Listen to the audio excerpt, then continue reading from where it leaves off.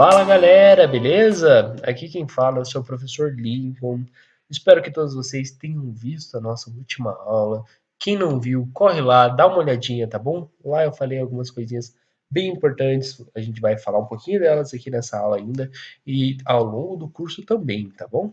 Bom, aí para começar a nossa aula 2, primeiramente eu quero desejar a todos uma feliz Páscoa, beleza? Não sei se você vai estar vendo isso daí na Páscoa ou não, mas eu tô na Páscoa, então sintam-se parabenizados pela Páscoa? É assim que se fala? É, tá bom. Bom, vamos fazer aqui um rememberzinho aí e vamos começar a falar por onde? Do Palmeiras? Não, não é do Palmeiras, mas esse daí é o nosso porquinho que vai ajudar você a lembrar o número de ligações dos principais elementos de compostos orgânicos, beleza? E quais são esses elementos? Esses aqui, o ONC, o hidrogênio, que vai fazer uma ligação, o oxigênio, que vai fazer duas ligações, o nitrogênio, que vai fazer três, e o carbono, como bem falado nos postulados de Kekulé, faz quatro ligações. Fechou? Isso daí é bem facinho de lembrar, vai ser uma mão na roda para você daqui para frente, ok? Depois, nós começamos a falar de classificações. E começamos as classificações quanto ao carbono. Veja, ambas as classificações que nós falamos, tanto de hibridação quanto de ligações, que eu vou dar um rememberzinho daqui a pouquinho, elas falam especificamente do átomo de carbono, ok? E aqui nós temos quem? A por hibridação, que é o carbono podendo ser sp3, só fazendo ligações simples, e que tem essa geometria muito louca aí girando aqui nesse triângulozinho. Lembra que o carbono fica ali no meio, em cada ponta seria a ligação que aconteceria, que formaria esse tetraedro maravilhoso, ok? Depois nós temos o carbono do tipo sp2, que é o carbono com uma dupla e duas simples, que tem essa geometria trigonal plana. Lembra aí um triângulo num papel, fechou? E para finalizar as hibridações, nós temos a do tipo sp, beleza? Que é o carbono fazendo uma tripla ligação com uma simples ou duas duplas, que tem essa geometria linear. Ok? Tranquilo? Continuando nosso remember, ou do português relemberação, nós temos as classificações quanto ao carbono e as suas ligações com outros carbonos, beleza? Pode ser um carbono primário, que liga apenas a um ou outro carbono, o secundário, que liga-se a dois outros carbonos, o terciário, que liga-se a outros três, e o quaternário aos outros quatro. Tá aí um resuminho bem rapidinho. Se você quiser saber mais, dá uma voltadinha lá na última aula. Como eu falei antes, é bem importante que vocês tenham isso em mente. Beleza? Mas vamos aí agora adentrar ao conteúdo da nossa aula 2 mesmo, que nós vamos continuar falando de classificações. Mas dessa vez nós não vamos mais falar apenas do carbono, tá bom? A gente vai fazer classificações quanto à cadeia, fechou? E essas classificações podem ser como? Com relação à disponibilidade de átomos, como eles vão estar ali no espaço, ligações entre carbonos, beleza? E quanto à natureza dos átomos que compõem a cadeia. O nomezinho é ruinzinho, é ruim de lembrar, é dificinho? É, mas vocês vão ver que é bem fácil e com o longo do tempo, com alguma prática, vocês vão bater o olho e já saber. Fechou? Mas vamos começar aí. Quanto à disponibilidade de átomos, como eu falei, a gente vai avaliar o quê? Cadeia, beleza? E quando nós falamos da disponibilidade dos átomos, nós vamos querer saber se essa cadeia ela é aberta ou fechada. Cara, quando o professor está inspirado para fazer uns slides aí interativo, meu Deus do céu, fala a verdade, ficou lindo, não ficou? Mas enfim, nós vamos falar da cadeia aberta e da cadeia fechada. Bom, nós temos aqui dois exemplos, tá bom? Um de cadeia aberta e um de cadeia fechada. Vocês podem ver que é muito intuitivo, tá vendo? As cadeias abertas, elas também podem ser chamadas de acíclicas, enquanto as fechadas podem ser chamadas de cíclicas. Cíclicas vem ali da palavra ciclo. Lembra lá do Rei Leão? O ciclo sem fim. Tá bom, eu não vou continuar aqui, porque senão vocês vão ficar apaixonados aí pela minha pela minha performance musical. Mas pensa em ciclo, lembra? Ó, essa coisinha aqui fechadinha, sem pontinhas nem nada. Agora, acíclica. Lembra quando a gente falou da palavra átomo, que o A significa não? O A aqui também vai dizer não. E o acíclica vai dizer que é, então, um não ciclo. Bem facinho, não é? Vemos aqui que nessas cadeias nós temos algumas pontinhas, extremidades, e é isso que vocês vão utilizar para determinar o tipo de cadeia. Fechou? Bom, nós temos também a cadeia mista, que é aquela cadeia que tem dos dois tipos, tanto aberta quanto fechada. Viu? É bem facinho, tá? Bom, falando agora aqui um pouquinho da cadeia aberta. Como eu falei, são aquelas que contêm no mínimo, gravem bem, que a gente vai voltar ainda a falar um pouco mais de cadeia aberta, mas ó, são aquelas que contêm no mínimo duas pontas ou extremidades. Aqui está o exemplo que eu falei. Não se preocupe com o nome agora, tá bom? Nós vamos ter uma aula para a gente dar nomes ali. Eu só não estou falando o nome das moléculas para vocês não ficarem com muita coisa na cabeça, tá bom? Mas é bem facinho. É aquelas que contêm no mínimo duas pontas. Aqui nós estamos. Opa! Eita! Aqui nós estamos vendo as duas pontinhas. Uma aqui e uma aqui. Pode ter mais? Pode. É no mínimo duas. Então, se tiver mais uma ponta, que vai acontecer, ela também vai ser considerada uma cadeia aberta, ok? Agora sim, o professor estava aqui meio precoce, ele pulou o slide, mas vamos lá. Falar de cadeias fechadas, ok? As cadeias fechadas são chamadas ciclos e subdividem-se em dois grupos. Prestem atenção, é muito difícil. Cadeias aromáticas e não aromáticas. Você viu? Químico é algo assim, para dar nome, sensacional. Essas cadeias, elas também podem ser chamadas, essas cadeias não aromáticas, no caso, elas podem ser chamadas também de cadeias alicíclicas ou cicloalifáticas. Os nomes não são muito comuns. Mas, professor, você está falando aí aromático, aromático, mas o que, que é esse tal de aromático? Bom, vamos ver agora então. Então, galera, quando eu falar em aromaticidade, eu quero que na hora vocês lembrem desse carinha aí, o benzeno. Essas são três diferentes formas de representar o benzeno. Temos ele aqui mostrando todas as ligações de carbonos e hidrogênios, a forma em bastão, e essa forma aqui com o oxigênio no meio? Não, não é um oxigênio no meio, por favor. Isso não é um oxigênio, ok? Já vou explicar o porquê desse círculozinho aí no meio. Mas aí, o benzeno, ele já era usado desde 1825.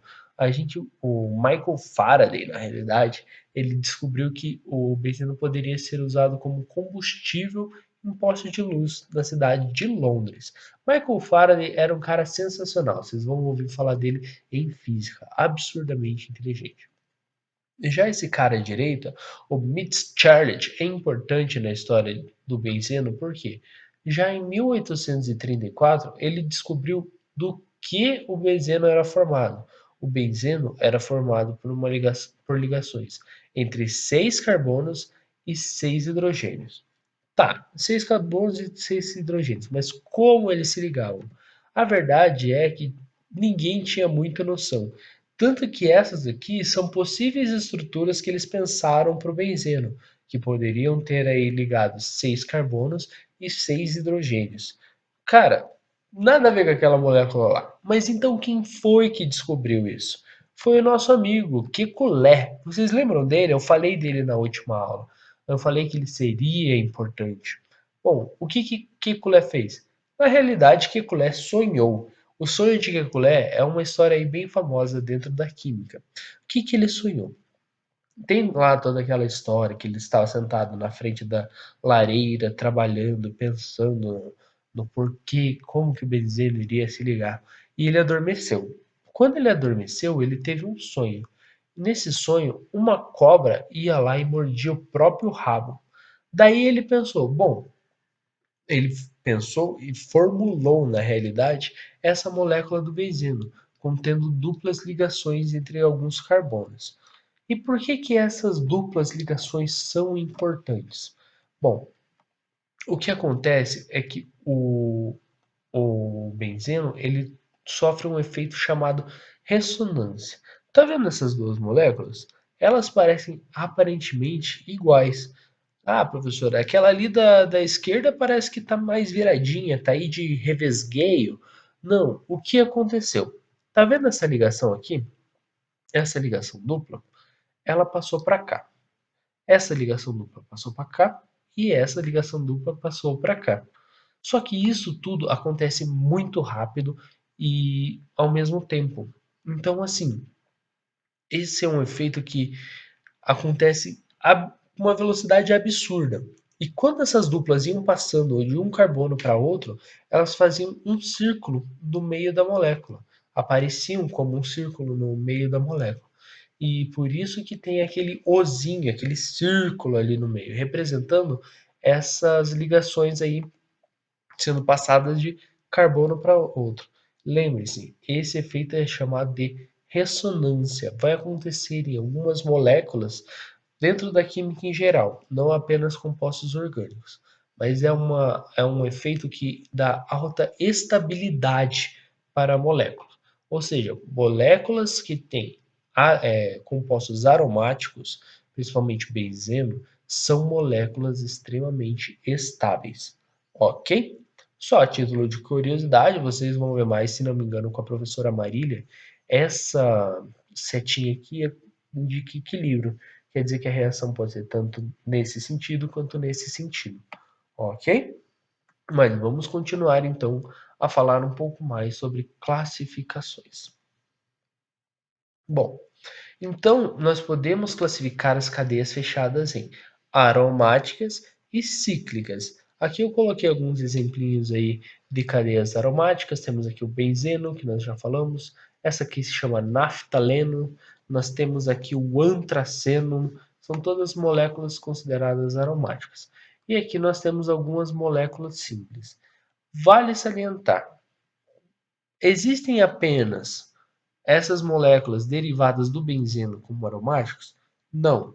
Existem moléculas diferentes, existe, se não me engano, a piridina é uma molécula aromática, só que nós não vamos tratar delas nesse curso, ok?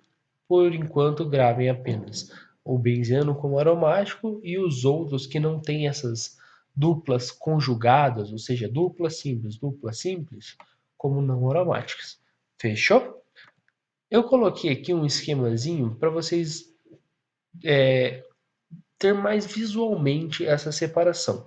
Temos aqui elas, as classificações das cadeias carbônicas podem ser acíclicas ou cíclicas, e quando elas são cíclicas, elas podem ser não aromáticas ou aromáticas.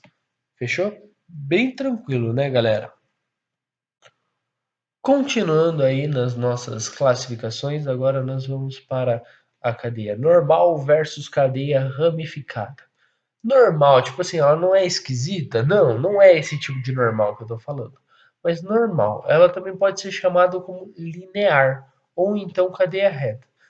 E são aquelas que têm apenas duas pontas ou duas extremidades. Lembra que eu falei lá que uma cadeia aberta tem no mínimo duas pontas?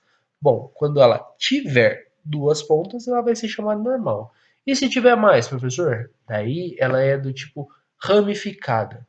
Para ela ser ramificada, ela tem que ter, no mínimo, um carbono terciário. Pode ter quaternário? Pode sim, mas no mínimo o terciário. Beleza? Eu coloquei aqui duas moléculazinhas aí para vocês. Visualmente, você sabe qual que é qual. Só de bater o olho você vê, pô, a da direita aqui, ela é normal, enquanto a da esquerda é ramificada. Onde que está o carbono terciário? Ele está aqui, nessa encruzilhada aí, vamos dizer assim. Tá vendo que o fato de ter um carbono terciário faz com que tenha mais essa pontinha aqui? Então, por isso que ela é chamada ramificada. Se fosse um carbono quaternário, nós também teríamos mais uma ligação com carbono aqui. E daí nós continuaríamos tendo uma cadeia do tipo ramificada. Para ajudar ainda vocês a lembrar, quando eu falar de cadeia linear, lembra da linha. Agora, quando falar de ramificada, ramos, lembra de galhos, os galhos secos de uma árvore qualquer. Lembra daí dos galhos que parecem mesmo aí uma cadeiazinha aí toda ramificada, tá vendo? Mais uma dica aí do professor. Bom, nós já falamos ali quanto à disposição dos átomos, agora nós vamos classificar a cadeia quanto à natureza dos átomos que compõem a cadeia, beleza? E aí, professor, você vai falar o quê? Do Tinder da molécula ali, se a molécula vai dar match ou não? Não, galera, a gente vai ver aí se a molécula ela heterogênea ou homogênea, ok? Quando falar de hétero, pense que hétero significa diferente. É um átomo que vai estar diferente na cadeia. E homogênea já vai ser átomos iguais, ou seja, apenas os átomos de carbono, todos eles iguais entre si. Ou seja, a heterogênea ela tem o que a gente chama de heteroátomo, enquanto a homogênea é constituída somente por átomos de carbono. Beleza? Dá uma olhadinha aqui nos exemplos. Essa daqui à sua esquerda é uma molécula do tipo heterogênea. Tá vendo aí o oxigênio? Ele tá ligado aqui a dois carbonos, não tá? Então ele está no meio da cadeia carbônica. Ou seja, ele é um heteroátomo. Já aqui nós temos uma cadeia do tipo homogênea, nada além de carbonos, independente do tipo de ligação. Pode ter dupla, pode ter tripla, mas elas sempre vão ser entre carbonos. Ok? Dá uma olhada aqui. Olha essa molécula. Ela é homogênea ou heterogênea? Bom, ao primeiro olhar, você fala, pô, tem um hidrogênio aí no meio. Então ela é uma cadeia do tipo heterogênea e o hidrogênio é o heteroátomo? Não, amigo. Não confunda. Lembra que essa é apenas uma das formas de representar uma cadeia carbônica. Essa ligação, essa molécula, sim, em si, ela é dessa maneira. Tá vendo? Os carbonos ligando entre carbonos e os hidrogênios aqui nas pontinhas. Ela só tem ligação de carbono entre carbono, nenhum átomo antes. Então ela é uma ligação do tipo homogênea. Agora, olha essa daqui. Ela é homogênea ou heterogênea? Vou dar aí, pausa aí o vídeo, pensa um pouquinho na definição e daí você me fala. Pausou? Fechou? Homogênea ou heterogênea? Bom, acertou quem pensou em homogênea. Mas, professor, eu estou vendo aí que tem uns oxigênio aí no meio. O que está acontecendo? O que acontece? Quando nós classificamos a cadeia carbônica, nós só falamos do que está entre os carbonos. Esses oxigênios aqui, eles estão aqui mais na pontinha. Então não dá para dizer que a cadeia ela é heterogênea. Eles não estão entre carbonos. Eles estão mais para fora. Dá uma olhada. Essa daqui, na realidade, é como é essa cadeia. Tá vendo? Nenhum oxigênio entre carbonos. Então nós podemos dizer que essa cadeia é homogênea. E agora nós chegamos ao nosso último meio de classificar a cadeia carbônica, que é quanto às ligações entre carbonos. Para isso, nós vamos classificar a cadeia em saturada e insaturada. E o que é isso? Saturada é aquela que só tem ligações simples, ou seja, apenas carbonos do tipo sp3. E a insaturada tem dupla e tripla. Viu? Bem facinho. É aquela que vai ter carbonos do tipo sp, que é o caso dessa pontinha aqui, ou sp2, que é igual, que é o caso desses dois. Ah, lembrando, esse carbono aqui também é sp, apesar de não estar sendo mostrado aqui, esse carbono é do tipo sp. Beleza? Bom, aqui está a descriçãozinha ali, bem fácil para você deixar anotadinho no teu caderno, ok? Bom, um composto cíclico, ele pode ser insaturado? Bom, pode. Lembra? Ó, aqui nós temos aquela primeira molécula que eu mostrei para você quando eu fui falar de ciclo, que é o ciclo buteno. Ela tá tendo uma duplazinha aqui. Então ela é o quê? Insaturada. O próprio benzeno que a gente falou agora há pouco, lembra que tem as duplas conjugadas? Dupla, simples, dupla, simples. Ela também é insaturada.